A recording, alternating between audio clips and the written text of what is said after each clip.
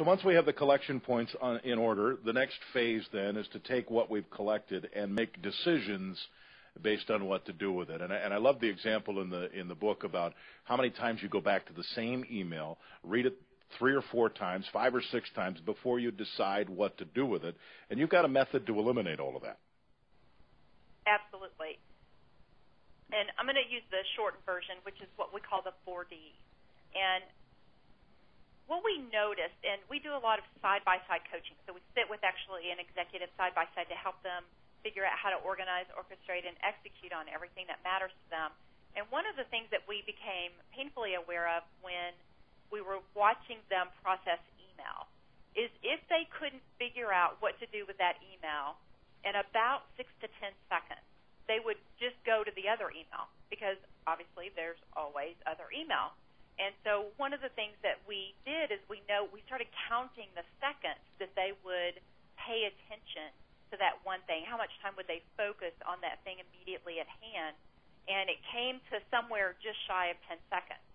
So the idea is everything that comes into our world that requires a decision, there's only one of 4 decisions to be made. And we can make easily one of those 4 decisions in 6 to 10 seconds. So the first one is to delete it.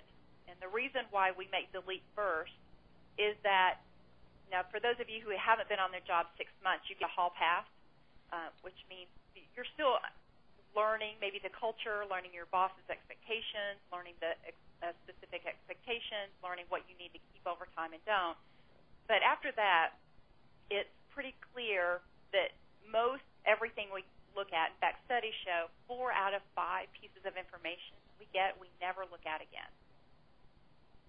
So that's pretty significant. So that's why we make delete first. The second one is do. The reason we make the second one do is if it's quick and easy, it makes it really simple to, one, complete it so you don't have to come back to it later. There's no recording of it. There's not anything that has to happen.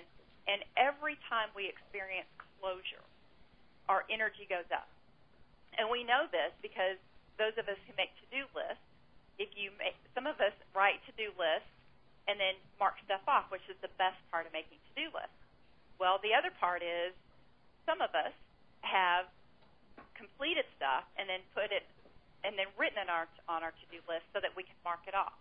And the reason for that is we understand that when we complete something and actually mark it off, our energy goes up. So if we can respond quickly to an email or respond and handle that piece of paper, review something quickly, go online and mark a box quickly to approve an expense, then those are activities that actually bring us more energy. The third one is delegate. And we recommend, delegation used to mean that stuff rolled downhill. And that's not really the case anymore. It really means that we want to make sure the right person's doing the right activity and focusing on the right thing. And so sometimes that means delegating sideways, delegating up, as well as delegating down. When we do the delegation, we want to make sure that we do it in writing.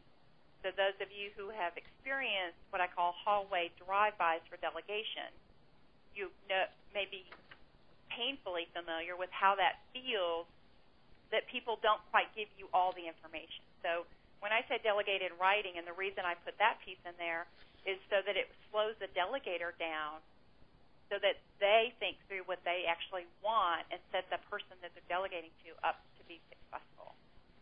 And then the last step of the delegating is do it if the person that you're delegating to is somebody that no matter how often you ask them to do something, that they can quickly respond and you never have to think about it, then you don't have to track those. If you don't know this person or you don't, maybe they've proven inconsistent in some ways, or there's high risk for you for this activity not getting done, then you may want to track that. And then the last one is defer, which means that I know clearly what the action is, and I know what the specific action is I'm going to take, but I'm not going to take it right now. In other words, it would take more than 2 minutes to act on. And if that's the case, then I'm going to defer it, and I'm going to defer it into what I call my seamless system. We're talking about emptying, deciding, grouping, and executing. We've just come through the collection points and the 4 Ds of decision-making. Do I delete it? Do I do it? Do I delegate it? Or do I defer it? We're going to spend a little bit more time on those specific steps, the 10-second decision-making process, the question that you should be asking in your head when email comes in, and how you can make these 10 seconds decisions.